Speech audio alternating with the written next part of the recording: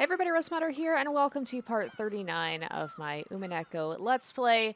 The last episode dealt a lot with the magic aspects of Ange learning to summon the Seven Sisters, and we kind of went into the different timelines where she was in the past trying to learn how to do it, but even in the present time, she was apparently able to summon Mammon. And of course, the question of whether or not, like, what's reality, what's not, is always to be questioned. But it shows that Ange, despite wanting, like, seeing things from a realistic point of view and being a little bit no nonsense, she definitely does still have some belief in magic and that she is capable of magic. So I assume we're going to get more into that. Maybe some Rokonjima? I don't know. We'll see. But let's get back into it and let's see what happens next.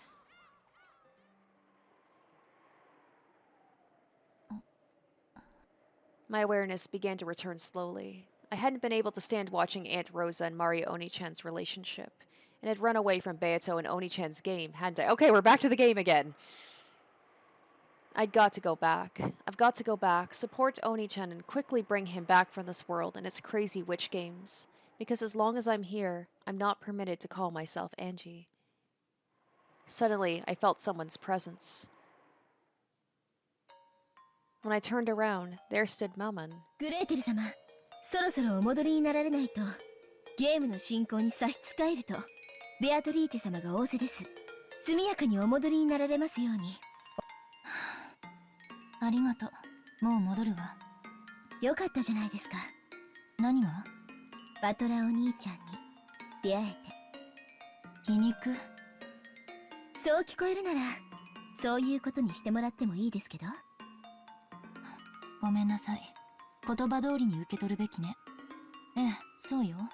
こんなおかしな世界であっても、お兄ちゃんに出会えて心底に嬉しいわ。そして、お兄ちゃんのために、ベアトリーチェ様に打ち勝つ？ええ、いつまでもこんな世界で遊ばれてちゃ困るもの。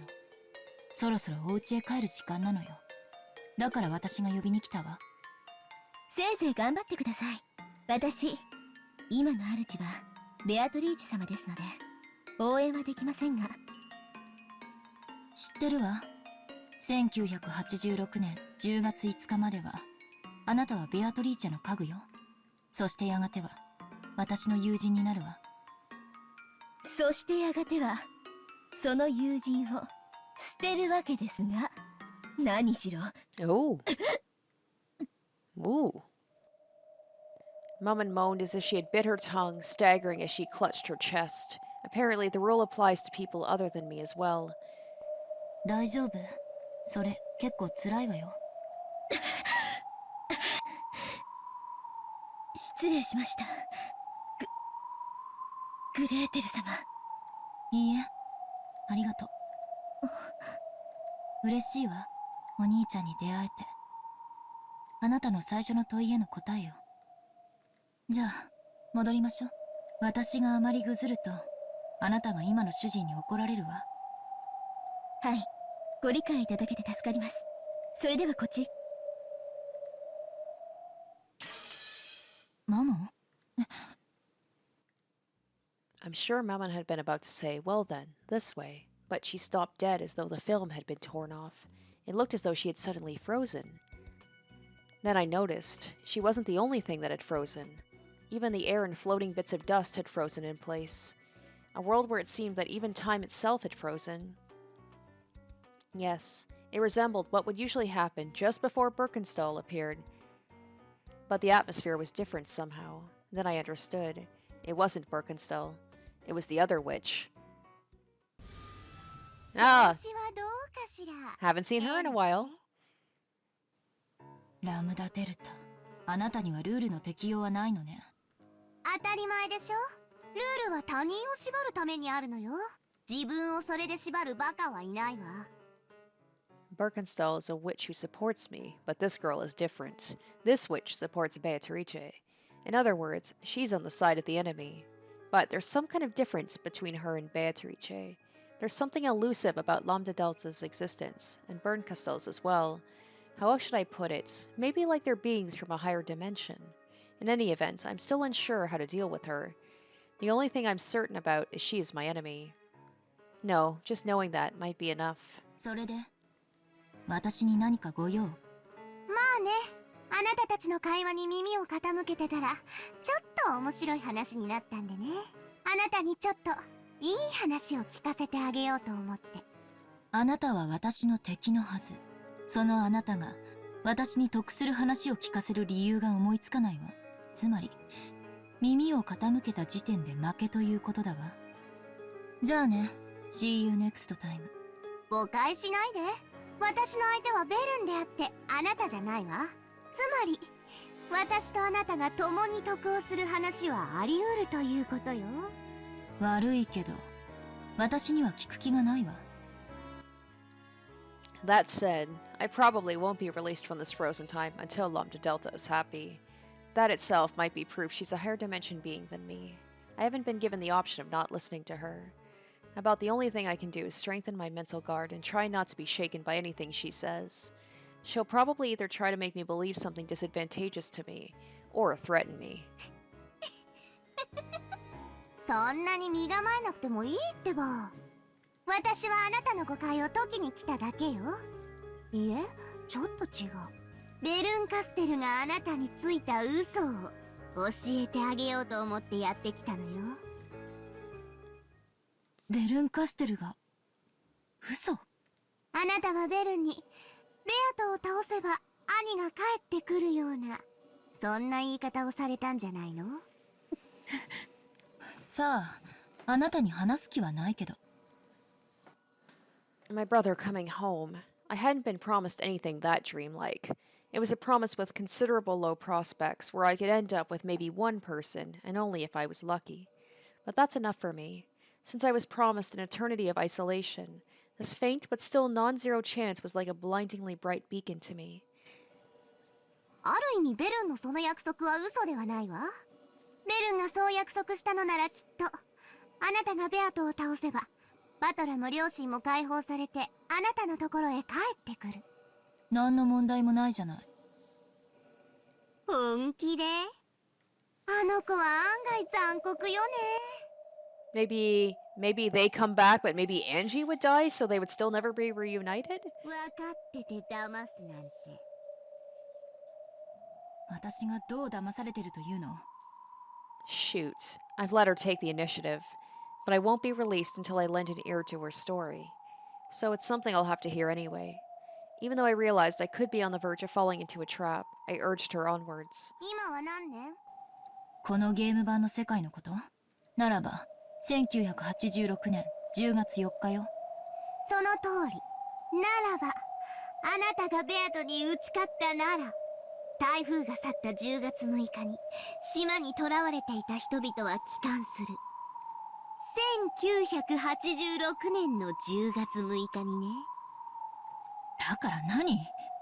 あなたの1986年の10月6日はどうで Is す it か？ saying that it's gonna mess with, like, the timeline? So something's gonna have to happen to Angie? 親戚の家にいたんじゃなかったかしら。I had been at the house of the only Sumadera my mother trusted, Grandpa. We got a call.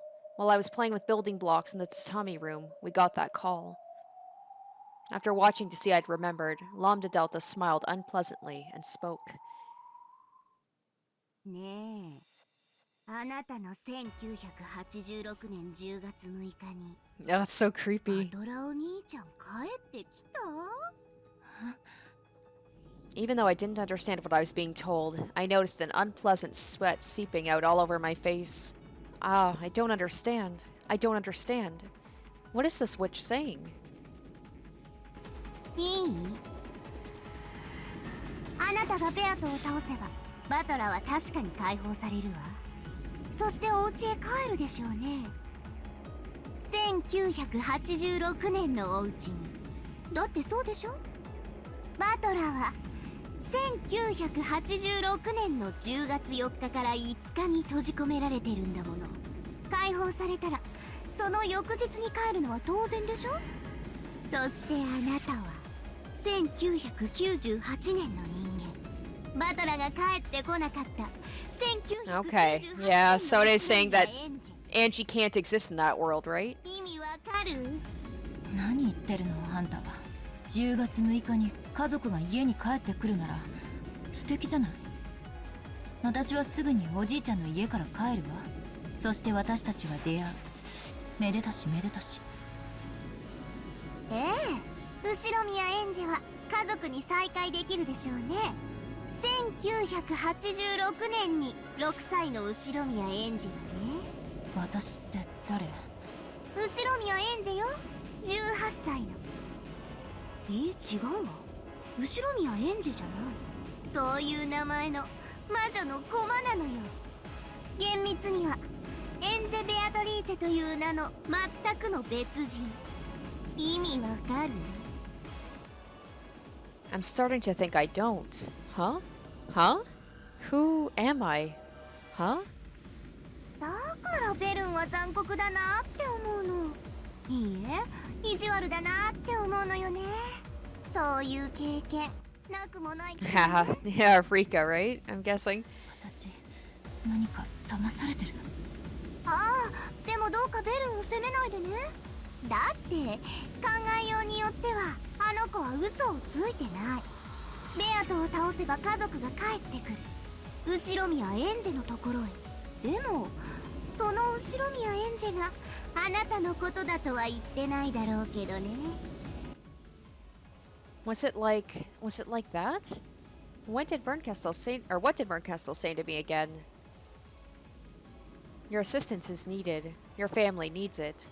Bernkastel had started by saying that. Then I had responded, if I save them, does this mean my family will come back?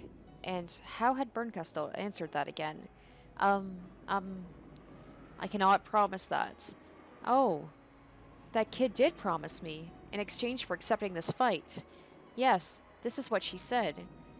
In exchange, I will search for the fragment with the ideal world that you wish for. The world where your family comes home. Yes, that's right. She only said she'd search for it. She didn't say she'd find it. But I've been prepared for that from the beginning. Even so, she did promise as long as I didn't give up, there was a faint chance of it happening. And in the end, she said this. I'm giving you a chance for revenge. In exchange, I promise to find and bring you the happiest resolution that is possible for you to receive. 初めから辛い賭けになることは承知よ。だって私の1998年には可絶対のゼロが揺らぐわずかの可能性と引き換えなら、私にはそれだけで価値がある。仮に復讐を成し遂げても徒労になるかもしれないと事前に脅されてるわ。だからええ、その部分に嘘はないわね。ベアトのゲーム版は完璧よ。あんたが立ち回ったところでベアトが敗北する可能性なんて生涯に一度のみ夢見ることを許されるかどうかくらいほんの、つまり限りなくゼロとみなせるほどに絶対に、その勝率はほとんどゼロだから、ベルンがそういうお茶を濁した言い方になるのは仕方がない。でもあなたに夢を持たせた点についてだけは騙してると言い切れるわ。だって天文学的な確率を乗り越えてあんたが勝利できたとしても、家族が帰ってくるのはあんたのところじゃない。この1986年に存在する6歳の正しい後宮エンジェのところへよ。 So would this Angie just be stuck in purgatory forever since she's not supposed to exist if the timeline changes? あんたのところにじゃない。ベルンはそれでも100億のかけらをめぐり、あんたに一番マシな世界を探すでしょうね。そしてその彼女が言ったんじゃないの。手土産に持参するつもりだが見つけられなかったと。言ったわ。そろそろ気づいてきた。あんたこの戦いにご褒美が用意されてないのよ。いえ、それどころかベアトを打ち破ればゲーム版は消え去る。そしてその駒であるあんたも消え去る。あんたに享受できるゴールは完全に、いいえ、私の名において宣言するわ。この絶対の魔女ラムダデルタの名において絶対にないと宣言する。そんな。それがペルンの嘘よ。煙に巻いたと言うべき。あんたに救いがあるかのように誤解させた。私はそれを解きに来たのよ。つまり私はどう戦いどう勝利を収めようとも私のところに家族は帰ってこないの？ええ、帰ってこない。絶対に。Well, it seems like she did a good job of breaking her down. Come on, Angie. You still gotta go 100%. Even if you don't get it, wouldn't it be enough to just have your family survive, even if you're not there for it? 絶対の魔女が絶対にって言ってるの。これってすごいことよ。私に絶対が与えられたくて歴史的建造物を捧げた古代の王たちが何人もいたのに、私はそれを気前よくあんたにはプレゼントしちゃうの。これってばとっても素敵でキュートでマーベラスなことなのよ。でも一つだけいい提案があるの。 She's trying to turn me against her. Not good. I'm getting completely swept up. I knew I shouldn't have listened, and now the witch Lambda Delta is starting to suck me in. But also, she wants Beatrice to win, so of course she's gonna say these things. 私とあなたが共に得をする話はあり得ると。最初から私はそういう話をする。 Oh, does she want Angie to turn against Bernkastel? だから耳を貸しなさい。貸すしかないのよ。あ、聞くわよ。聞いてやるわよ。聞けばいいんでしょ。 I finally lost control over my emotions and exploded from the inside. I don't have a clue anymore. I believed that I was Angie, but at some point I stopped being Angie. That's right, I'm Ange, not Ange. Wait, I'm Ange, not Ange. I'm Angie, not Angie. Who am I? I'm not my parents' daughter, nor my brother's little sister. I'm just a piece in a witch's game. そこまで悲観することはないわ。だってよく考えて。今あんたはバトラお兄ちゃんに出会えているわ。確かに自らの名を名乗ることはできないけれど。 Where is she gonna be like, just keep playing this game forever? It's like, let's just keep, like, you keep losing, but you'll be stuck here in purgatory basically, but you'll be here with your brother and he won't disappear at the end, so you can be with him. それでも少なくとも魔女と戦うゲームの味方同士という位置にいて、いつまでも永遠に一緒にいることができる。意味わかる？ Frustratingly, I do. In other words, as long as Oni-chan keeps getting a draw in this game, it will be repeated forever. Continuing to draw means the game will continue for eternity. So she basically wants Angie to, like, throw the game. And it means that I, a game piece, can remain with Oni-chan. But if Oni-chan wins, or else loses, and the curtain closes on the game... 駒であるあんたは消える。ゲームの駒の幸せは何？ゲームで遊んでもらうことだけよ。 I guess it's kind of like furniture. Like, their job is to be served and they're not happy otherwise because they don't have a purpose. 押し入れにしまわれて誇りをかぶることじゃないわ。そうでしょ？ In the past, the Seven Sisters of Purgatory said it as well. Yes, there we go. Furniture's happiness is being used, not being stored away. That's right. I am now the witch's furniture. 話を少し変えるわね。実は私、このゲーム永遠に引き分け続けてほしいと思ってるの。終わらないゲームは永遠の檻。ベルンを今度こそ屈服させる未来永劫に開かれることのない絶対密室よ。ベアとはね、一応は勝つ気があるの。バトラを屈服させるという勝利ね。でもね、実はそれも私には困るのよ。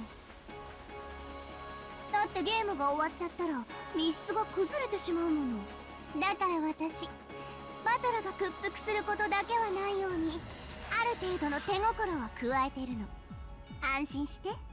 バトラが屈服しかけると私は彼の味方になったりもしてるのよ。ただね、どうもベアトのやつ、それにうすうす気づき出してる気がする。このゲームに自分の勝ちは永遠にないんじゃないかって気づき始めてる気がする。でもそこはさすが無限の魔女。ベアトはバカだから、それでもいつかきっと勝てる。それまで延々と無限にゲームを繰り返せばいいと楽観してるわ。金髪の女は大抵考えが足りないって決まってるものよ。この魔女のゲームには勝利も敗北もないってことなの？私が勝たせない、そして負かせない、絶対に。ベルンはそれに気づいてる。そしてそれを破るために最も強力な駒としてあんたを見つけこのゲームを終わらせるためにね。このゲームを終わらせる？終われば駒の役目ははっきり断言する。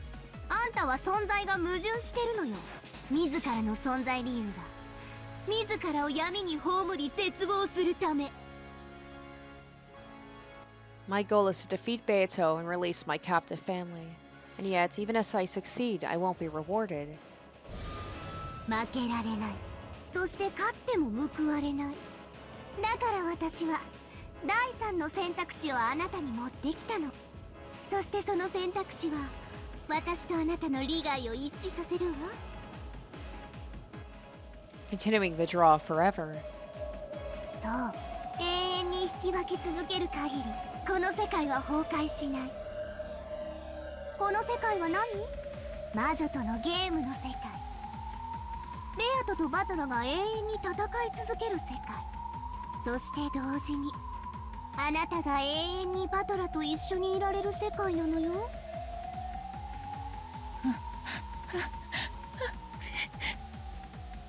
My brain turned to mush. I could feel the chaos pouring from my eyes as a hot liquid. The heat of it felt like it was going to burn my face.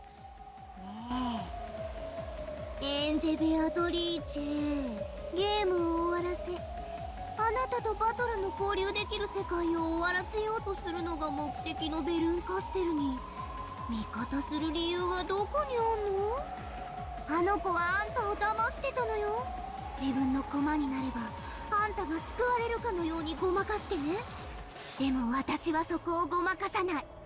だから言うわ、エンジェ。私の駒になりなさい。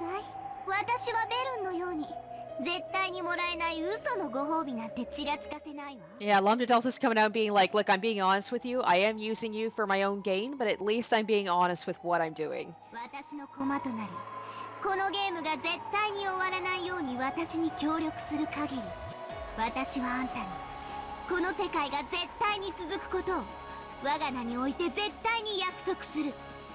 それだけじゃないわ。ボーナスもつけてあげる。あなたに課せられているルール、それを取り払ってあげるわ。まあもちろん私の駒になると誓ってもらった後にだけどね。My throat made a heavy, loud gulping sound. I shouldn't have listened. If I hadn't listened, I could have remained an innocent little sister praying for my brother's victory. But I might be different now. I might have degraded into a witch's furniture, satisfied merely to be by Oni-chan's side. 兄を裏切れと言ってるわけじゃないんだからね。バトラが負けそうになったら全力で助ければいい。逆にバトラがベアと追い詰めすぎたら少し加減を変えてあげてほしいと、その程度のお願いをしてるのよ。大丈夫、バトラを裏切るほどの必要はないわ。バトラ一人じゃベアトには勝てない。だからベルンはあんたを送り込んだんでしょ。あんたが手を貸さない限りバトラは永遠にベアトには勝てない。とっても簡単でしょ。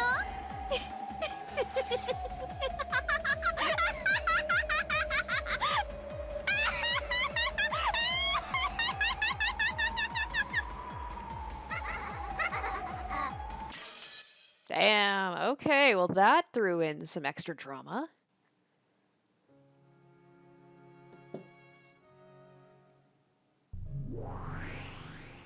ちょっと、それ私の返して。やだやだ、私が食べる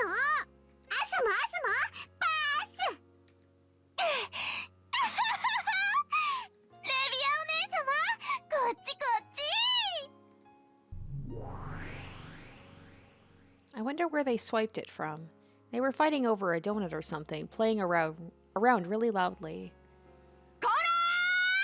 エンジェ様は読書をなさってるのよ。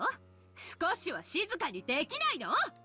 そう言ってるサタンが一番うるさいのよ。沈黙なさい。この愚昧が。ルシファーお姉様の方がうるさいです。文句が終わり？ By now, I was used to the fights between the eldest and the third eldest sister. It's a bit funny how they are both a little hesitant, even though they're so quick to anger. They might be surprisingly similar. 賑やかにしていろとの仰せでしたが、これではさすがに。少しボリュームを下げさせますか？気にしないで騒いでてくれていいわ。教室の黄色い笑い声より100倍心地よいもの。I'm just imagining, okay, I wouldn't be surprised if one of these times, like, we're gonna get a moment where Angie's roommates, or her roommates, her classmates are gonna walk by and she's just talking to no one and they're gonna be like, oh my god, she's so weird.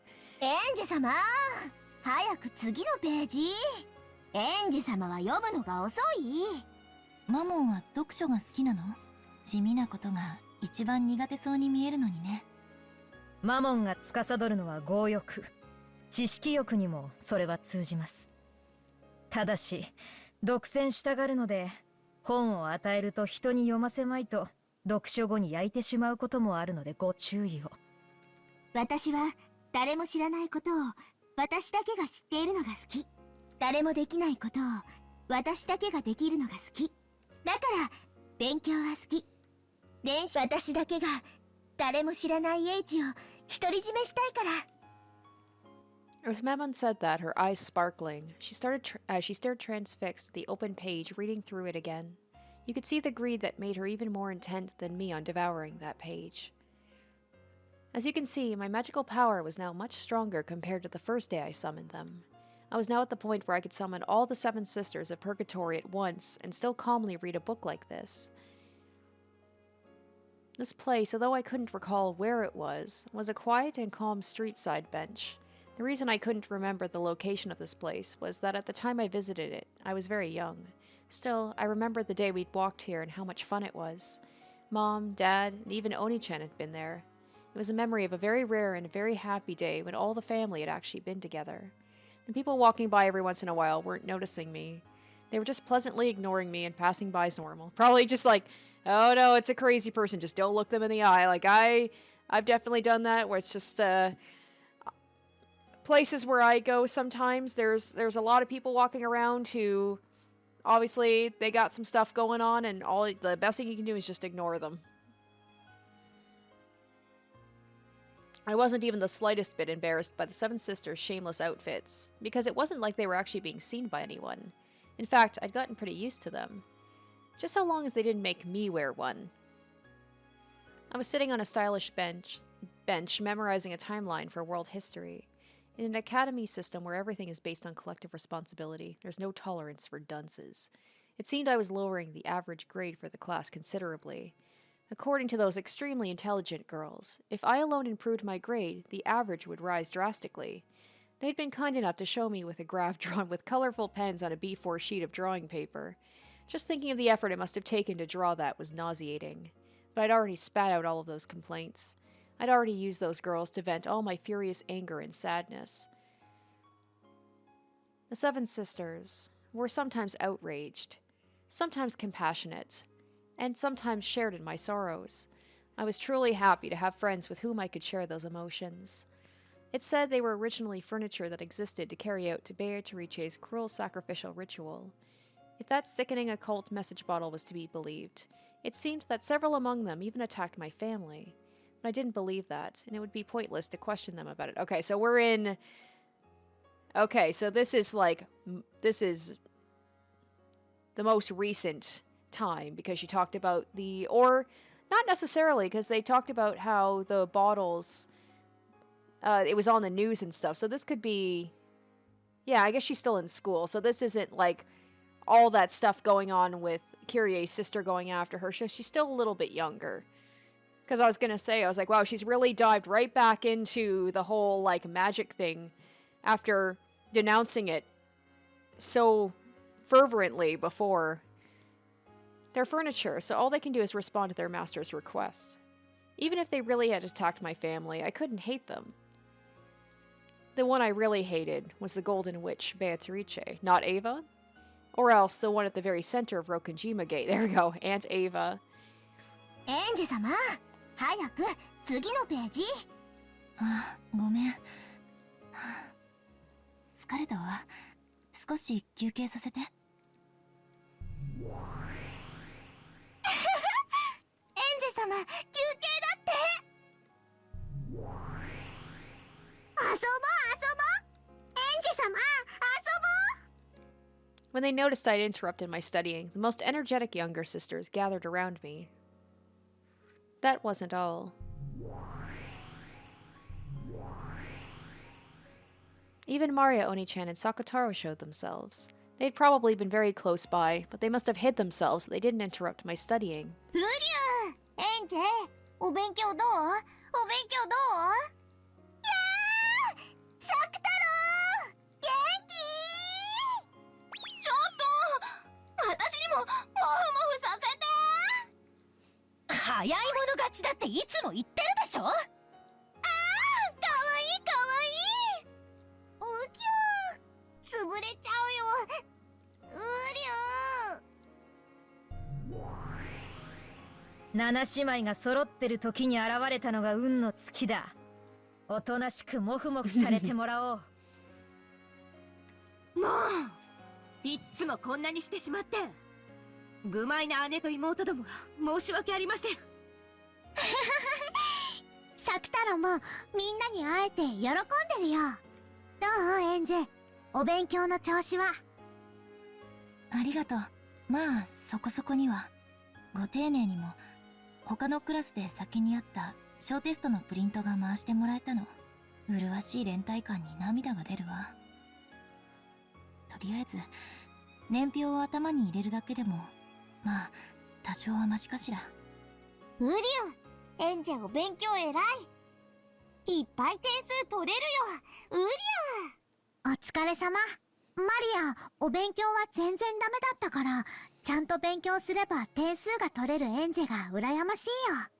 ご冗談を。英語、ラテン語、オカルトの知識、そんなのを丸暗記できてるお姉ちゃんの方がよっぽどすごいわ。The difference with Maria is if she's interested in a topic, she like dives into it and learns everything. But I'm guessing like if it's nothing that interests her, then she will not care and she will not study and she will not pay attention. マリアは魔法のお勉強 Yeah, は何で exactly. も覚えられるけど、つまんないお勉強は何も覚えられない。だからテストでも何も役に立たない。確かにオカルトの知識はどうかと思うけど、英語なんかは成績に結びつくんじゃない？小学校1年生の時、国語のテストで鉄砲のイラストの脇に四角が4マスあって、そこに名前を書きなさいって問題があった。ライフルって書いたら×だった。どうして？合ってるじゃない。鉄砲が正解だって。I guess that's the other thing too is school sometimes can be very rigid. So it's like you need to give the answer they want. No thinking outside the box. No alternative answers. カタカナは小学1年生では習わないからダメだと言われた。マリアはよくわからないから、その日以来テストではすべてひらがなで書くようにしたよ。でもなぜかママには怒られる。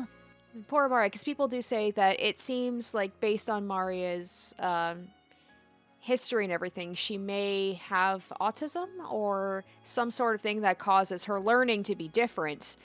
And it's just so sad to hear her talk about this. Like, she doesn't understand what she's doing wrong.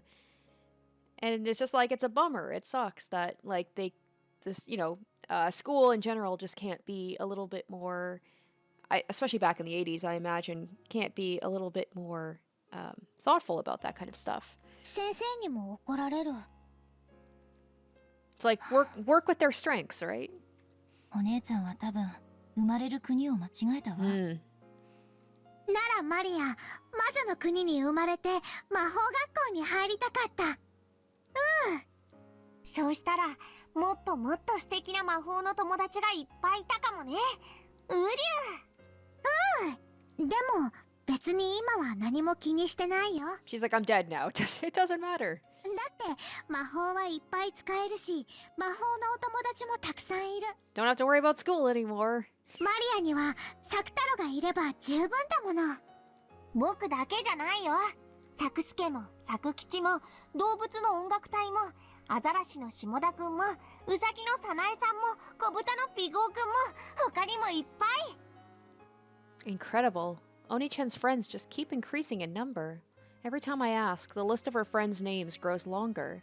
But there's no doubt Sakutaro is her best friend. I'm a little jealous of her for having such a close friend. どう？七姉妹は仲良くやれてる？本当に賑やかな姉妹たちよ。たまに物騒なことを言い出すけど悪くないわ。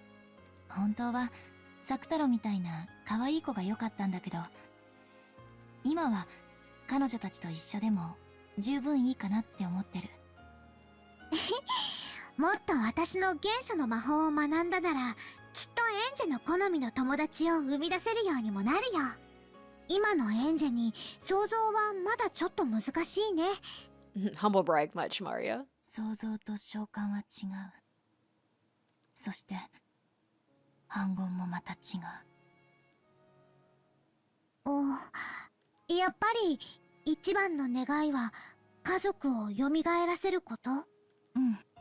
よりしろは持ってるよ。これ。そうだね。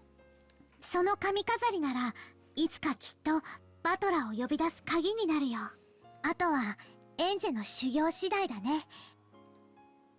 それがいつまでかかるのかわからないのが泣けるけれども。ウリュウ、辛くてもしっかり。エンジェが諦めなければ絶対にいつか叶うよ。絶対に叶うという保証を誰かがくれたならきっと心も休まるでしょうにね。ウリュウ、なら僕が保証する。エンジェはいつかきっと必ず願いを叶えられるよ。ありがとう。気休めでも嬉しいわ。気休めじゃないよ、ウリュウ。ダメだよエンジェ。そういう感情は半魔法の毒素になるよ。夢は必ず叶うって気持ちが一番よく芽吹く魔力の種なんだよ。そうね。ごめんなさい、お師匠様。エンジェ様は少し強欲さが足りないのよ。欲しいもののためにはどこまでも。手に入れるまで絶対に諦めないという根性が足りない。ウリュウ、そんなことないよ。エンジェは頑張ってるよ。ありがとう、サクタロ、マモン。泣き言なんて何の足しにもならないもんね。私にはただ頑張るしか道はないのよ。努力するわ。歯を食いしばってね。そして必ず夢を叶えるわ。絶対に。ウリュウ、エンジェ偉いよ。頑張ろう。僕もマモンも応援する。ええ、応援します。主が強欲であればあるほど私たちの価値も上がるというもの。それよりエンジェ様、せっかく10人も集まったんだし、みんなでしりとりでもして遊ぼうって提案がありまして。Alright, what is this? Shiratori is a Japanese word game. Players take in turns to say words, and each word must begin with the last Japanese character of the previous word, forming a chain. Only nouns are allowed, and accidentally saying a word that ends with the character N loses you the game because no Japanese word begins with N. A word like ninja, for example, begins with ni, not N. The exact rules for what is allowed and what exactly constitute the last character often vary and needs clarification. Okay. 負けたら罰ゲーム。私に耳をかじらせて。もうあんたの頭には食欲以外ないの？愚昧どもの愚かな提案をお許しください。そろそろ勉強に戻られなくても大丈夫ですか？やだやだやだ。ずっとお勉強終わるの待ってたのに遊んでもらえないなんてやだ。悪くない提案と思います。たまには遊ぶのも頭の良い柔軟になるかと。ベルフェが司るのは怠惰だっけ？もっともらしいことを言ってるけど、うまいことを言ってるわね。失礼しました。エンジェ様は勤勉でおられる。エンジェさえ良ければ私もみんなと遊びたいな。みんなでワイワイ、きっと楽しい。風流、エンジェエンジェ、遊ぼう遊ぼう。みんなでしりとりをやろう。 Okay, where are we going で now? は Oh, 作太郎の雨竜からスタートで。 okay. I didn't think we were actually playing the game. I thought it was going to kind of like fade out into something else. I'm like, I kind of want to go back to Rokenjima, please. この場合何からになるの？竜？湯？雨竜からなんだろうね。やっぱり竜。こんなおかしな語尾の単語が出てくるなんてめったにないし。じゃあ私が一番。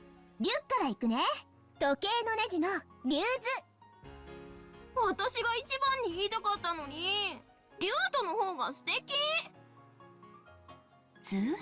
なんだかさっきから難しいのばっかりね。というか順番どうなってるの？次は誰？雨竜、誰でもいいと思うよ。思いついた人順でいいよ。何それ、面白いね。いっぱい言えた人が勝ち？早口しりとりだね。じゃあ私行くね。ズッキーニ、ニンニク炒め、メカブのパスタ。どれも美味しそう。3つもいっちゃった。ベルゼ3点獲得っと。接続詞はありなのか？のがありになったら何でもありになっちゃうわ。最後のはダメよ。1点減点。目からよ。じゃあマリアね。メレンゲ。ゲ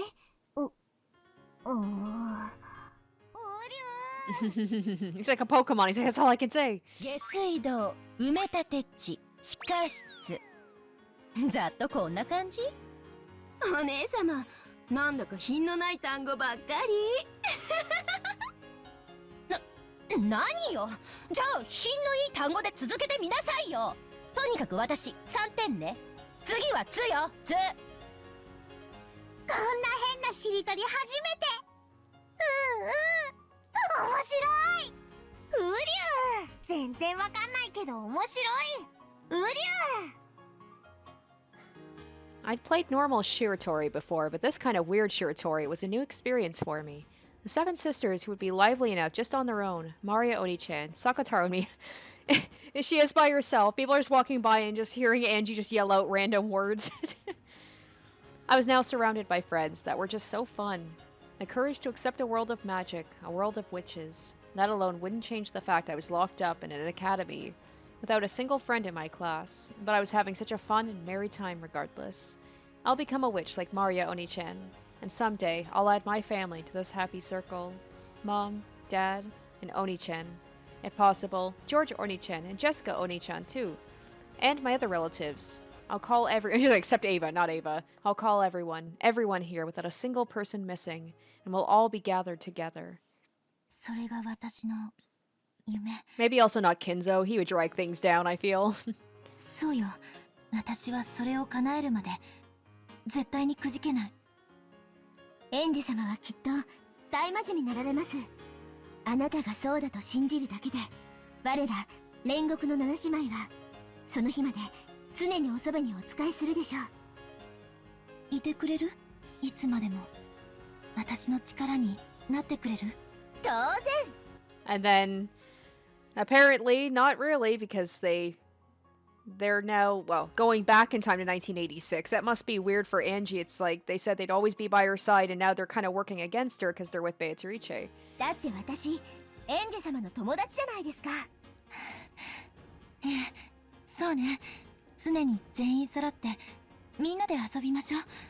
今もこれからもずっとずっと。エンジ様が夢を叶えられる日まで。 The lively 10-person game of Shiratori cut off from time alongside the street until the forever bright warmth of the sun continued without end.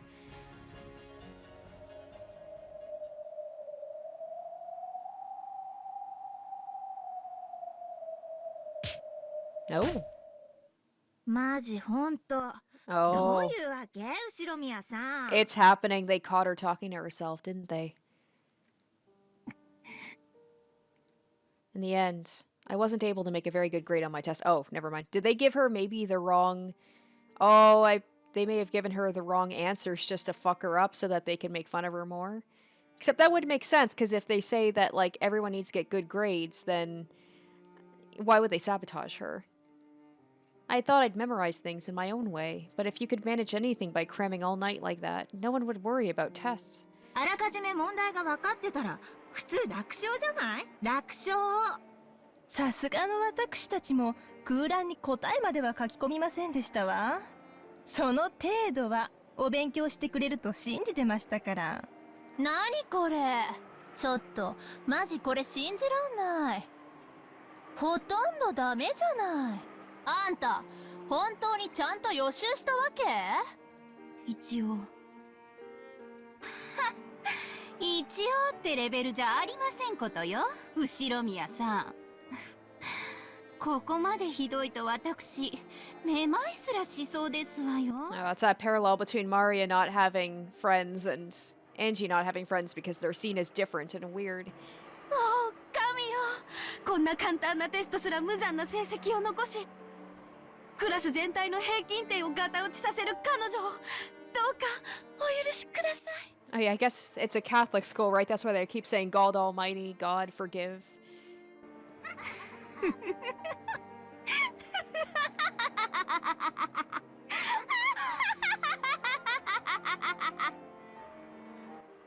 The same test had been given to another class first. They had managed to get a hold of that test paper, so the average score for this test was unusually high, enough to obscure my slight improvement. However, there were some things I couldn't make an excuse for. If I'd spent that entire day studying like mad, I might have been able to get a slightly higher score. But I hadn't gone that far. After that on that day, I had spent the time having fun playing Shiratori with the seven sisters, Sakataro and Oni-chan. This is sad too, like if, assuming that the magic's not real and she's just imagining all this, it's like this is her coping mechanism. It's like rather than study for a test, she's playing with her imaginary friends, which is a little bit of a problem. As expected, the winner had been Maria Oni-chan. She had been a strong player because of her various bits of random knowledge. Sakataro had gotten the penalty. He had spent the whole time cheering for everyone else's answers, and had completely forgotten to think of any himself. Probably not going to have as nearly bad as a penalty as, the club in Higurashi, though. Because of that, he got dogpiled by the seven sisters and had his ears thoroughly nibbled, didn't he? ねえ、聞いてる後ろ宮さん。 They were surrounding me, twittering like small birds. Annoying, smelly. On the outside of that circle was Memon, a weary expression on her face. Oh, is she gonna... 相変わらずおかしな学校ね。 Is Angie gonna stand up and do something? 自分の成績が良かったなら万々歳じゃないの？連帯責任とやらのせいでしょ。彼女らにとって自分の成績がどうこうじゃなくて、クラスの平均点が低くて恥ずかしい方が問題なのよ。 Oh, I realized too, Angie probably wouldn't be speaking out loud because she did say that she can speak, I think she said she can talk telepathically with the girls, so I doubt she would just be talking out loud while she's in public, but I'm waiting for the time when she does do that and they're just gonna rag on her for being so weird. あるいはその結果、罰則として与えられる奉仕活動が嫌で仕方ないのかもしれない。それってつまり成績を良くしたいから勉強してるとかじゃなくて、連帯責任や奉仕活動が嫌だから勉強してるって意味？妬ましくて恥ずかしいのよ。誰かより劣りたくない。恥ずかしめられたくない。そんな気持ちだけが彼女らを勉強に駆り立ててる。勉強がしたければ勝手にすればいいのに、騒がしい奴ら。つまるところ、連帯責任も奉仕活動もなければ彼女らは勉強などする気もないわけだ。勉強の意味も知らず勉強することの、なんと愚かしいことか。しかし本当にこいつらはうるさくてバカバカしい。エンジェ様の貴重な昼の一時を邪魔するなと言うのに。こいつら嫌い。早くどっか行っちゃえ。お腹すいた。早く消えちゃえ。ごめんねみんな。人間ってのはどうしてここまで浅ましいのかしらね。自分で努力するよりエンジ様に努力させる方が楽で強欲に平均点を稼げるってことでしょ。人間なんてみんな強欲、そしてより楽なようにそれを強いる。こいつらとはやがて煉獄の山で再会するわ。第五感を抜けるときはせいぜい己が足元に注意することね。Mammon controls the fifth terrace of the mountain that reaches to paradise, Mount Purgatory. Given she herself was promising them this, we could probably be sure after those girls die, their journey to heaven will not be an easy one. No, in fact, why don't they just go to hell?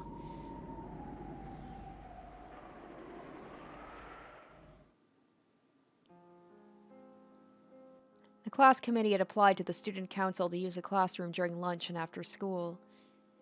The purpose of use was for a class study group, a wonderful little gathering so they can all collect around me and make me study. I'm overjoyed.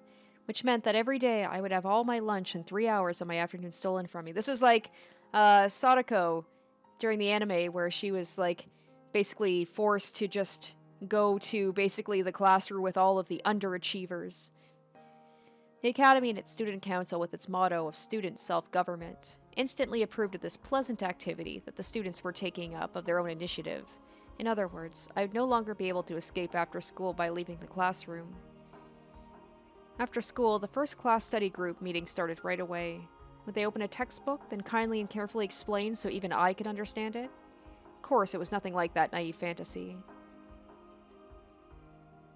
After school in the classroom, around a dozen of my classmates crowded around my desk. First, before we started studying, why were my grades so bad? What was the reason? It was decided we couldn't start until I could clearly answer those questions, become aware of the problem, and show remorse for my actions. Of course, there was no way I had an answer to a question like that. They had avoided me like the plague up until now. And they had just rejected me and kept me at a distance so as to not include me in their communities. So I'd been avoiding their communities myself. There shouldn't have been any conflict between us that way. So even when they formed this community intent on raising the class average, I obviously kept well away from it. Even if I had tried to join in, they would probably have ignored me, just like they'd always done in the past. 言ってくれれば私たちいくらでも教えてあげたよ。ねえ。Such enthusiasm. I'd had enough of their ex post facto pretenses of charity. 後ろ宮さんの悪いところはね、協調性がないところなのよ。自分さえ良ければいいって思ってる、その考えがいけないのよ。セールチーヤの学び屋に集う者は協調の心を持つように。 It's like such a creepy cult. ちゃんと生徒手帳にも明記されてましてよ。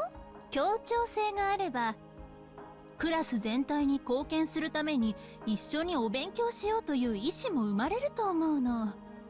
そここそが後宮さんにお勉強以前に欠けている部分だと思うんだけど、どう思うかしら。ねえ、さっきから私たちの話を聞いてる？ Waiting for her to snap on these girls. あなたのために私たちはわざわざ放課後に残ってこうしてお話ししているのよ。The tears of gratitude are pouring down.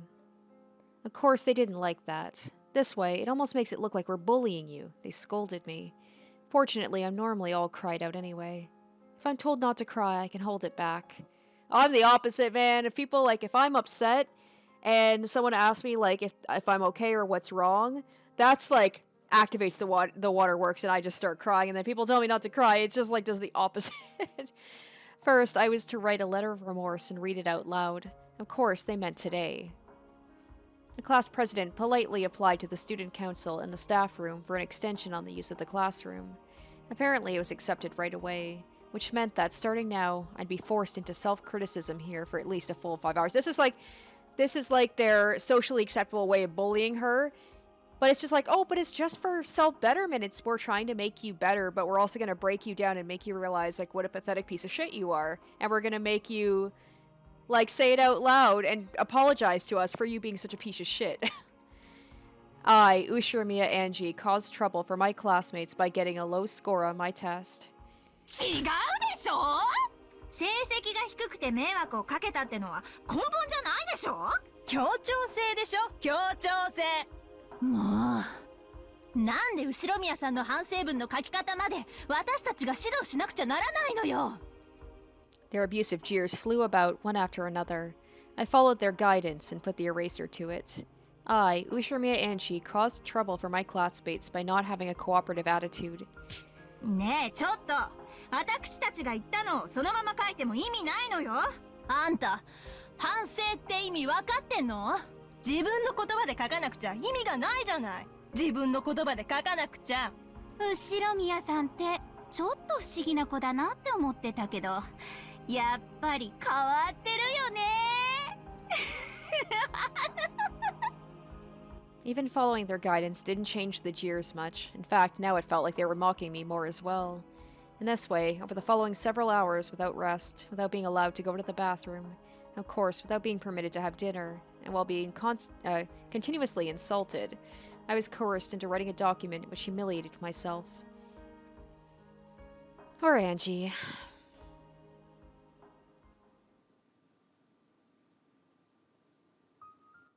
And as it passed 9 at night, I was told to stand up and read it aloud. The contents were smeared black with tears and eraser marks. It certainly was my handwriting, but it was like a list of soulless letters whose contents I couldn't even remember. Everything had been copied down according to their guidance, so while I'd been the one to write the letters, they weren't my words. I was being coerced into writing it down, and even coerced into reading it aloud. I was surprised to find even after all this time, in addition to ignoring someone and hiding their things, there were still other ways like this to bully people. ほら早く読み上げなさいよ。後宮さんのためにこれだけの人間がこんなに遅くまで付き合ってるのよ。少しは感謝したら。そこで感謝の気持ちが湧かないという時点でもう協調性がかけらほどもないのよね。大丈夫よ後宮さん。これからは私たちがいつも一緒にいてあげるから。一緒にお勉強して生まれ変わりましょう。ね。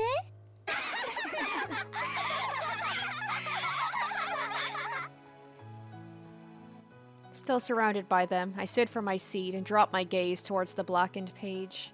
And then I began to speak those humiliating words. But right away, jeers flew at me saying they couldn't hear to speak up. I can't read this. I had no idea that being forced to read a paragraph humiliating me would be so painful. My throat shook. My fingertips shook. The paragraph of humiliation written in my own handwriting made my eyes burn with a hot liquid. This is the one time where I want magic to be real so badly so she could just, like, fling shit at them or do something. Summon the 7 sisters to take care of them. So my world blurred and twisted. The girls surrounding me all appeared warped. I saw them warped in exactly the impression I had of them. In other words, this was the correct view. Beyond that twisted crowd of people, I could see my friends. Compassion could be seen in all of their eyes. エンジェ、しっかり。ウリは。Maria, Oni-chan, and Sakataro were looking at me with sad eyes, perhaps because they realized that even cheap words of compassion would hurt me. They kept alternating between trying to say something and hanging their heads. なんなのよこいつら。最低のやつら。腹渡が煮えくり返るわよ。エンジ様を寄ってたかってなぶり者にして何が楽しいわけ。妬ましくても吐き出せないエンサー。誰でもいいのよ。吐き出せればね。最低のやつら。エンジェ様、ここはご自身の名誉のために怒り狂うことが許される場面です。怒りは正当な感情で正当な反応。ここで怒らなかったらどこで怒るんですか。やめなさいよ。安っぽくエンジェ様を怒らせないで。それができたらもうやってるわよ、エンジェ様は。怒って状況が改善できるならそうすべきだ。だが客観的に判断してそれはますますに状況を悪化させるだけだろう。屈辱的だが今は耐えるのが賢明だ。さすがベルフェネーは怠惰やってます。ふざけないでよ。私は耐えられない。こいつらが許せない。みんな騒がないで。エンジェの負担になっちゃうよ。負担？何言ってんのよ。ここは騒ぐところでしょ。私たち家具は主が侮辱されているのを見て冷静でいられるほど残酷じゃない。エンジェ様、そんな侮辱の文章を読む義務はありません。怒りの声を上げられないならせめてその屈辱の文面を床に叩きつけて。口汚く罵らなくていい。のけぞらせるほどの大声を上げなくていい。ただ渾身の力でそのノートを床に叩きつけて。それだけのことでエンジェ様は強い意志を示すことができる。勝手なことを言わないで。言ってるでしょ。それができるもんならエンジェ様だってとっくにやってる。一時の感情の爆発は何も解決しない。むしろエンジェ様に対する風当たりを悪くするだけだとなぜわからん。エンジェ様は悪くないのになんでこんな目に遭うの？夕飯も食べさせてもらえないで放課後からずっとこんななんて嫌。今夜だけじゃないわ。今日も明日も明後日も。 Angie, be like Shion. Make a break for it. Prison break. Get out of here. いい加減にしてこんな屈辱耐えられない。ねえ、私たちの話本当に聞こえてる？ Someone tugged at my hair. I was pulled back into miserable reality. I was no longer even permitted to listen to the seven sisters expressing my inner thoughts on my behalf. My hair was lifted upwards. One of my hair ornaments. Oh no!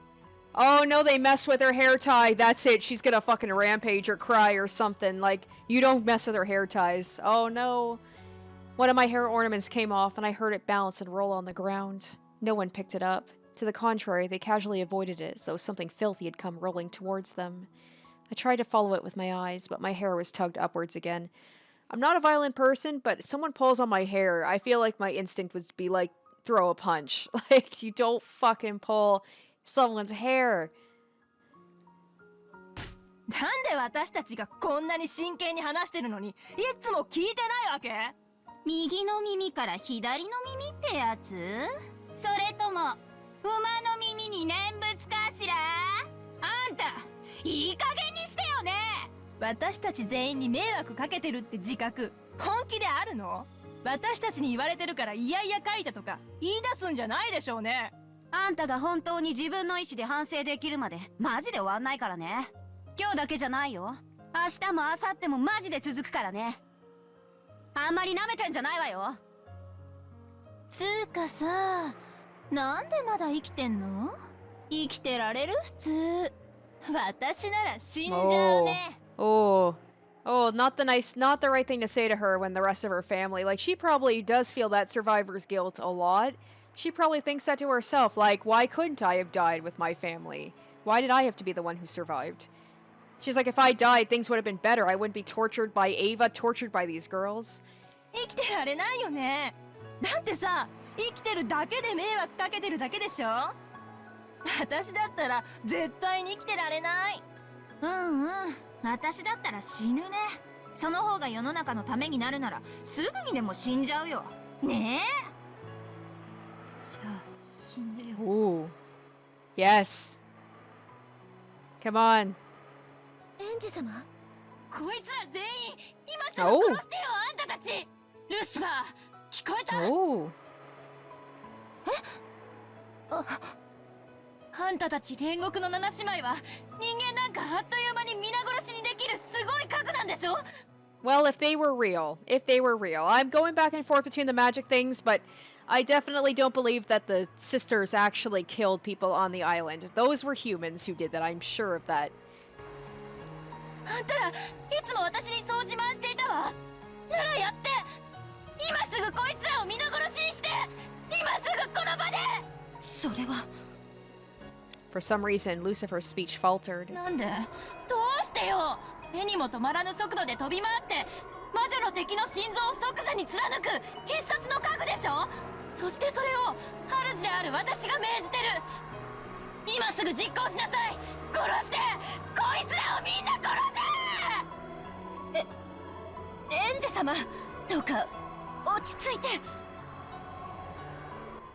They had immediately followed my brutal order and left corpses strewn all around me. I would have been ready to rue my own reckless actions of stealing human lives so readily. I was ready to regret and feel remorse just as they had wanted me to. I was prepared to go through that. And yet, Lucifer just let an unsure expression rise to her face and didn't move to carry out my order. Because they don't exist. They don't exist. I believe that this is a figment. At least right now, I believe that. I was aware. Of course I was. Vaguely. No, that's not it. I knew it from the very beginning. I knew, didn't I, that magic was all empty. It's like she's having the same realization at the same time I did of being like, wait, yeah, magic doesn't exist. 何が煉獄の七姉妹よ。 And this is where it's like everything's gonna collapse me. Like, I don't actually have any friends. I imagine them all. くだらない。くだらない。私、最初から知ってたんだから。 But then you see, when she was at her hotel room in present time, she brought her back, like Memon, she brought her back. So she still has that kind of belief deep down. エンジェ様 I glared into the worthless Lucifer's eyes, and it seemed the pain accompanied that stare. As though she had been struck by a horrendous headache, Lucifer clutched her head with both hands. But it looked like she couldn't tear her eyes off my glare, so the pain assaulting her grew more and more intense.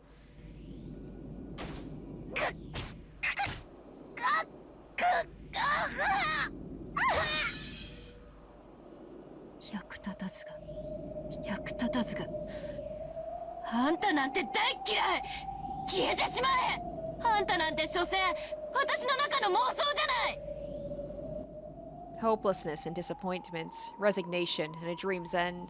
A cracking sound, like you'd hear from a frozen lake's surface during a fierce winter, rang out just once. Simultaneously, Lucifer's form, tormented by violent pain, stiffened in place and grew cloudy.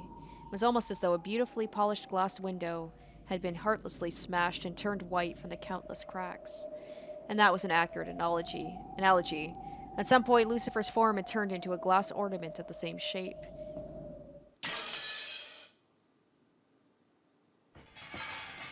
Countless fissures ran through it from the inside, and the head and arms fell to pieces as it crumbled to the floor.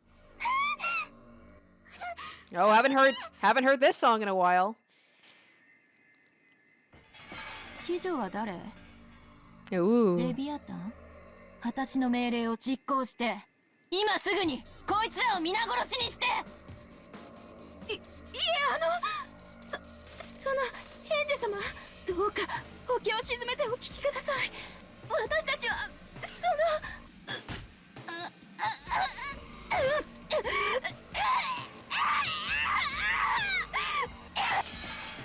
I'm not looking for excuses or backtalk or reply. I don't want nothing more than a swift confirmation of my order to eradicate the girls who are humiliating me. If you're going to say anything else, there's no need for me to listen until the end. As Leviathan turned white from the vast number of cracks throughout her whole body, frozen in a bent backwards pose, she toppled over and her fragile neck, hips, and arms broke into separate parts. It would have been less brutal if they just smashed to smithereens instead of retaining their original form. So the fact I had left the two of them partially intact made the remaining younger sisters shake even harder. どうして私の命令を聞いてくれないの？どうしてよ！恐れながら現在のこの場は反魔法力が A likely excuse. 何よそれ。人間がいるからダメってどういう理屈？人間を殺すのがあんたたちの役目でしょ？それができないならあんたたちは何のための家具なのよ！死ね！お許しください、エンジェ様。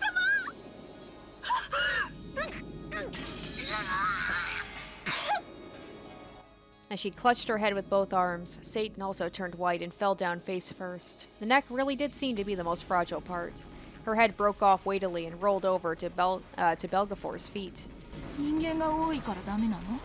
じゃあ私が後でこいつらを一人ずつ物陰に呼び出せたなら、あんたたちはきっちり全員を血祭りにできるというの？現在のエンジェ様の魔力では私たちと会話する程度はたやすいでしょう。しかしこの場にいる全ての人間の前で権限するにはまだまだ魔力の連成が足りません。お怒りは深く理解できますが、たとえ我らを攻撃に使えたとしてもこの場の全員を殺害することはかえって状況を悪くするだけです。屈辱的とは思いますが、どうかこの場は怒りを収められて。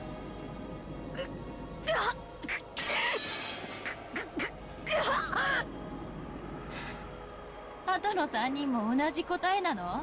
反魔法力が高いからできないっていう？私に魔力が足りないからできないっていう？なら全員を殺せとは言わないわ。Oh, it's so crazy to see Angie like this. Usually she's so composed, but she's reached her breaking point. たった一人でいいから殺してみなさいよ。今すぐこの場で。As Asmodeus and Beelzebub held each other, they crouched down, cringing in fear under my glare. If they had been able to obey my order, they probably would have carried it out immediately. And yet, here they were crouching down, empty, sad, and pathetic. That's right, I knew it. These girls can't touch reality with even a single one of their fingers. やだやだ、ベルゼ怖いよ、ベルゼ。エンジ様、許してください、許してください。死にたくない。死になさいよ、使えない家具。どうして生きてるの？あんた生きてる価値がないのになんで生きてるわけ？死ねばいいじゃん。死になさいよ。というかむしろ死ね。使い道のない家具を置いとくバカがいると思う？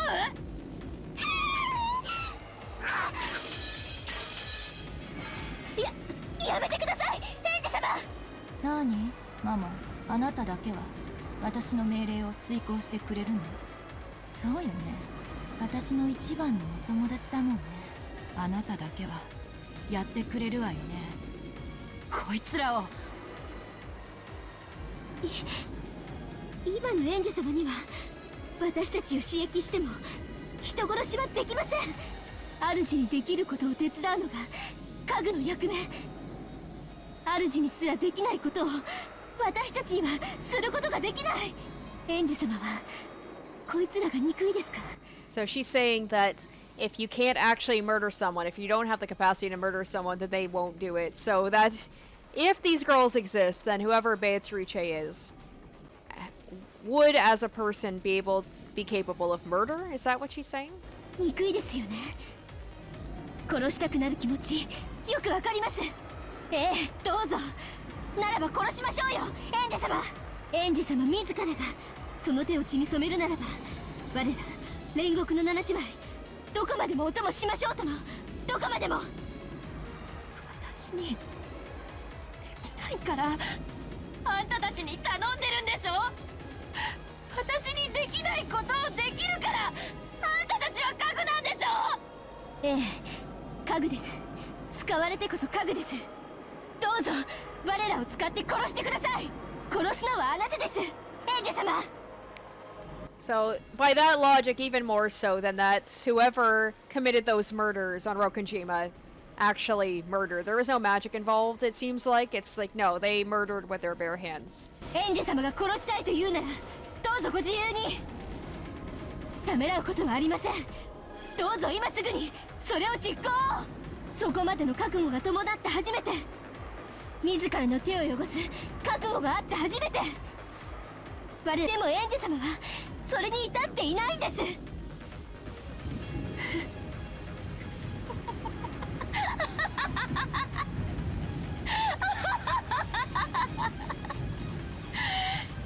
るな家具が。妄想が。もう分かってるわよ。皆まで言わせないでよ。あんたたちには何もできない。あんたたちは所詮私の妄想、幻想、アクチューム。私には初めから友達なんて一人もいないわ。孤独な私が心の中に生み出したお友達ごっこの幻影でしょ。知ってたのよ、最初っから。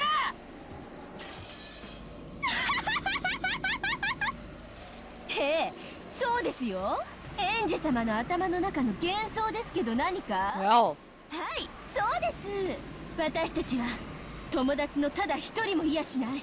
寂しい寂しいエンジ様の心を慰めるためだけに生み出されたお友達ごっこの脳内妄想ですが何か。見たければ現実を見るといい。私たちなんか見ないで、あそこで囲まれて罵声を浴びせられているあなたに戻るといい。ほらほら戻りなさいよ。おかえりなさいな、現実に。都合のいい時だけ私たちを呼び出してお友達ごっこで、自分の手を汚す覚悟もないくせにそれをけしかけ、ダメと分かったら否定して消し去る。ええ、どうぞお楽しみくださいよ。 yeah, Mammon's using reverse psychology on her. の声と悲鳴を上げて退場しますとも。エンジェ様がたった今浴びせられている罵声を私たちにも同じように浴びせかけて、それもまた家具の役目。ムカついて床に叩きつけられることもまた椅子の大事なお役目ですから。その程度のことで主の不機嫌を一時でも受け止められたなら、家具としてこれほどの栄誉はありません。殺しなさいよ、否定しなさいよ、あなたの最初で最後の友達を。 At the end, Mammon had a derisive expression on her face, but for some reason it looked like teardrops had scattered from her eyes. Mammon, Beelzebub, and Asmodeus smashed into pieces and rolled across the floor. Damn.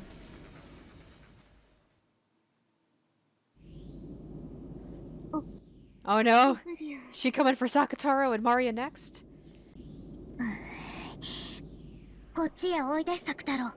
今のエンジェは少し冷静じゃないだけだから近寄っちゃダメだよ。みんなは、七姉妹のみんなは生きてるの？死んじゃったの？大丈夫だよ。とても無残な姿だけど、あれは人間界を強制退去させられて残されたよりしろの残滓、抜け殻だよ。だから大丈夫。とても傷ついただろうけど無事だよ。みんな生きてるよ。きっといつかまた会えるよ。ウリュ、よかった。よかった。All I'm thinking is, how long has Angie just been standing there in her head while the girls are just staring at her? Like, what must this look like in a real world? エンジェはマリアージュ・ソルシエールの条約に違反した。同盟の魔女はお互いを敬い認め合わなくちゃならないのに、みんなエンジェの大切なお友達だったのに。そんな魔女の同盟なんて関係ない。魔法のお友達？いい加減にして。私が殺したわ。消し去った。私が七姉妹を砕け散らせた。ウリュ、そんなのひどいよ。ひどいよ。もう魔女ごっこはいい加減にして。お願いだから、マリアお姉ちゃんもサクタロも自ら消えてほしい。私が殺して消したなんて妄想の中ですらしたくないから。僕たちは妄想なんかじゃないよ。エンジェのお友達だよ。ウリュ。Sakataro sobbed those words as he hid behind Maria Oni-chan. Sakataro doesn't exist. Sakataro is also a delusion Oni-chan created to distance herself or distract herself from her loneliness. ウリュ、痛い。痛いよ。マリア。なんで、ウリュ。やめて。私のお友達を否定することだけは許さない。The same power that had smashed the Seven Sisters was probably eating into Sakataro as well, but Maria Oni-chan was apparently protecting him with some other power. So Sakataro's form didn't break or scatter. Oni-chan glared at me sharply, a serious expression she had never shown me before. サク太郎は私の家具。エンジェには消せないよ。なのに、否定しようとするのは魔女にとって最大級の侮蔑も同じだよ。サク太郎なんて最初から存在しないわ。ただのライオンのぬいぐるみ。それをお姉ちゃんがあたかも存在するかのように脳内で妄想して人格化したただの幻なのよ。そんなことないよ。サク太郎はマリアのお友達なの。元はぬいぐるみだけど、今はぬいぐるみじゃないの。いいえ、ぬいぐるみだわ。布と綿でできたぬいぐるみ。自ら喋れも動きもしない。お姉ちゃんはそれを腹話術みたいにして喋ってるだけじゃない。それが魔法？それが魔女？それが友達？そんなの私は認めないわ。ウリュウ、僕じゃないの。僕はただのぬいぐるみで、本当は喋れなくてマリアのお友達じゃないの。ウリュウ。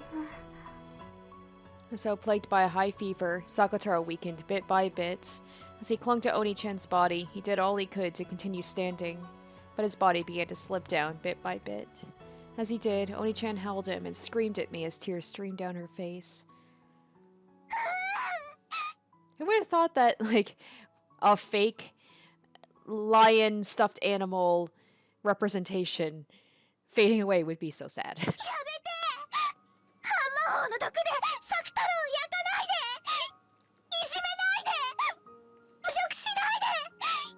否定しないで。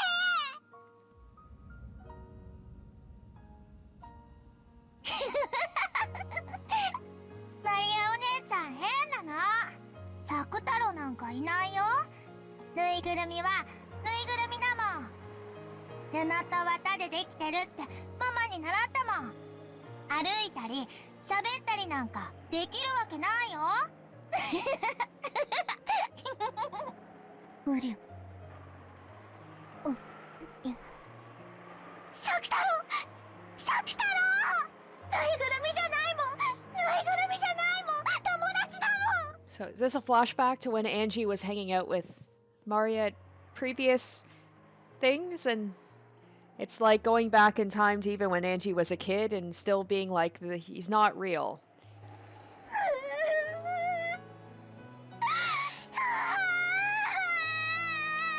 Which, if this is the case, is even weirder considering Angie is younger than Maria and having to tell Maria, it's like, no, he's not real.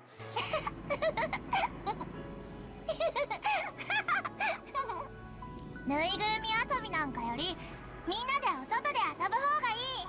ぬいぐるみもう飽きた。エンジェなんかもう知らない。なんでそんなこと言うの。嫌い大嫌い。絶好だ。もう魔女の仲間になんか入れてあげない。原初の魔女見習い。 Oh, okay. マリアの名において。 I was thinking, I was like, either this is a flashback to something that may have happened in real life, or this is like little Angie, a representation of little Angie talking to Maria. 魔女見習いエンジェをマリアージュ・ソルシエール魔女同盟より署名とする。 And then, those tranquil days of mine, now merely a waking dream, came to an end. At this point, it's unverifiable. No one can verify whether that really was magic, and those really were my friends, or else whether it was all nothing more than a daydream. Doesn't that seem to be the thing right now with these question arcs? It's unverifiable. I, the sole observer, concluded that those girls were a figment of my imagination, so that became the truth. Perhaps further in the future, I will observe it again, and when that happens, maybe I'll acknowledge that it wasn't a dream, and that the Seven Sisters really were my friends, and that along with Maria Oni-chan and Sakataro, they did everything they could for me in my isolation. Something so vague is neither the truth nor even an illusion. Maybe the reality that's here and now is the only real world with the real me. Where is the real me?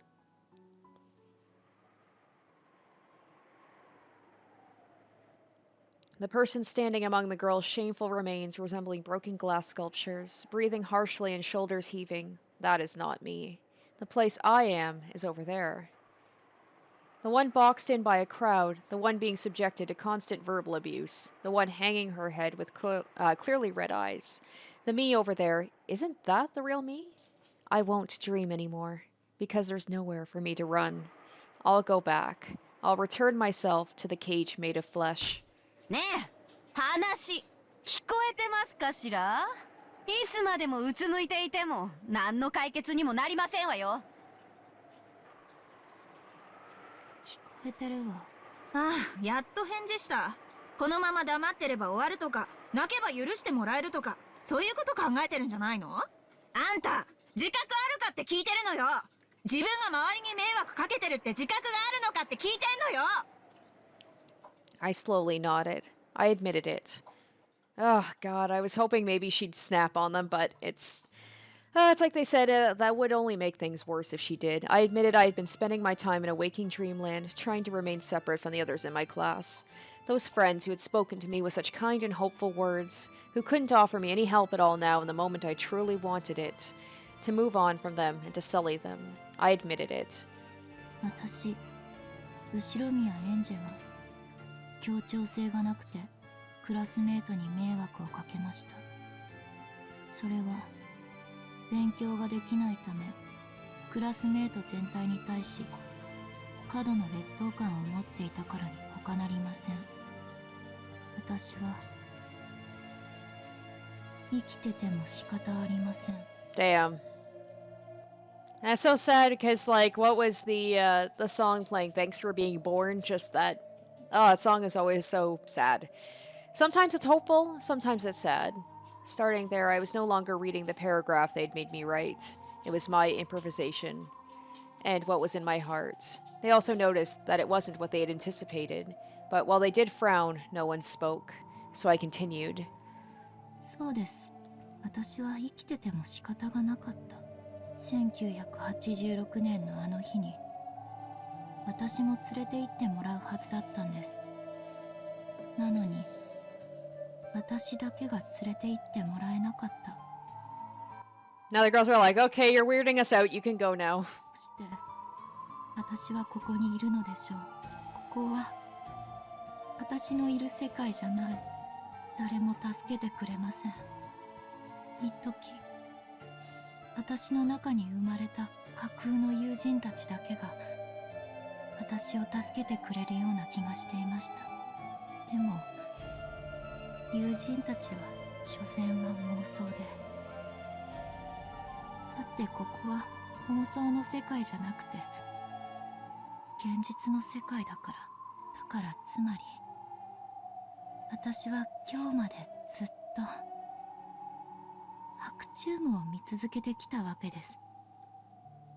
現実のクラスメートを嫌い、妄想の友人たちとの交流の中だけに生きた。その友人たちとはさっき決別しました。だから私がここにいます。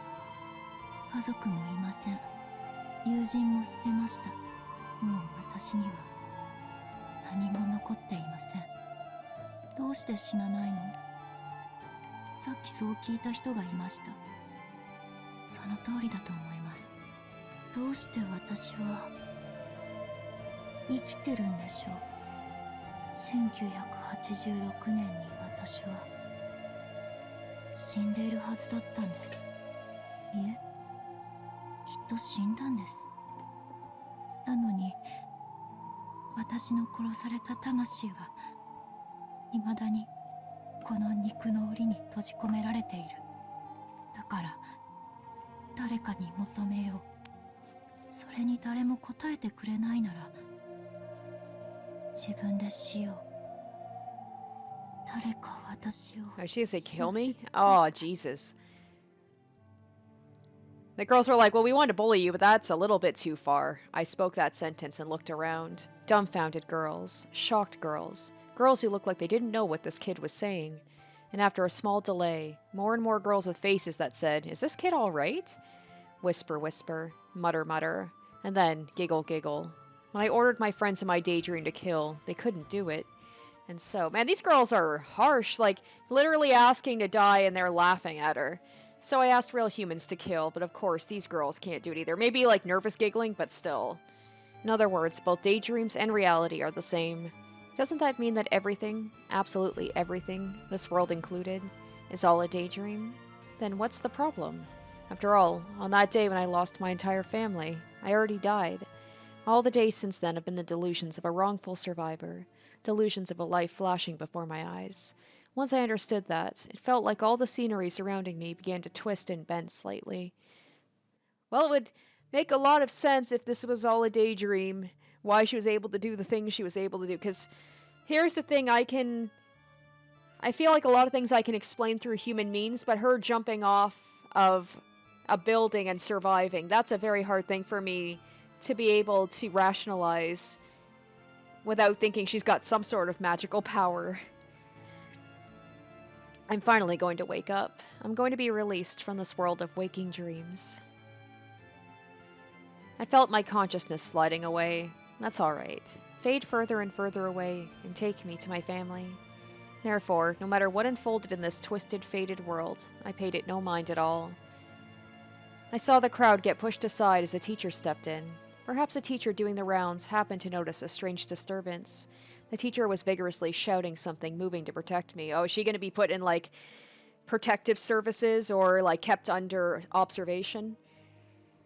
Because she basically said that she's got suicidal tendencies. Upon seeing that and learning an ally had appeared for me, even if only one, I felt my awareness return very slightly.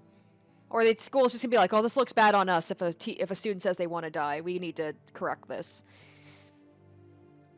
The only ones who could save me in the real world are real humans. Never again. Never again will I seek salvation from daydreams. This is the human world. The only ones who can save a human are other humans.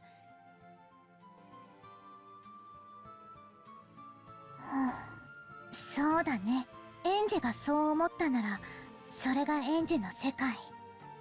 エンジェはこれで幸せになれる？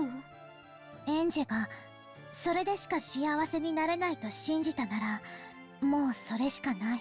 カゴの中にいる青い鳥をそうだと認められないなら、どこまでも探しに行かざるを得ない。The bird in the cage allegory coming up again. ウディ、マリアとエンジェはもう絶好なの？絶好なんかじゃないよ。エンジェがそれを求めたからそうしただけ。私たち魔女は時に迫害を受けるけれども、でも常にみんなの身近にある。そしてきっとその助けを求められる。エンジェもまた僕たちと遊んでくれる日が来る？来ないで、そのまま忘れてしまうこともあるかもしれない。人の世ではそれを成長や決別と呼ぶから。でも If Angie just remembers, we will always be by her side. Until then, we will be waiting.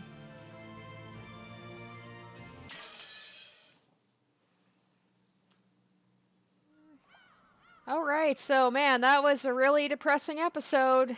Really getting into Angie's head and her quote-unquote delusions, her coming to reality that everything that she was imagining was all a fantasy for her to deal with her loneliness. And whether or not that's true, we'll have to see, because like I said, there are instances happening in the human world I can't really explain by human means.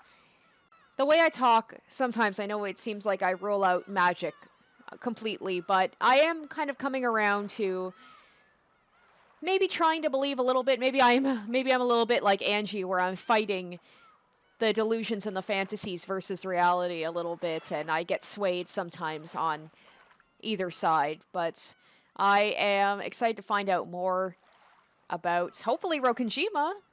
But I do miss seeing the other characters as well. I love Angie. And I know, like, we are just learning about her. So obviously this chapter is dedicated a lot to her. But yeah, we'll just have to wait and see, like, where are we going to be going in the next chapter? Which timeline are we in? What's going to happen? Thank you guys so much for watching, and I will catch you in the next one. Until then, bye. Special shoutouts to my top tier patrons: Nana, Sparky, Dumbass Loser, Tequila Mockingbird, Punt Cake G, Joel Ostman, Harry Gazif, Asborn Kennedy, Icognito, Jared Fan, and Pirate.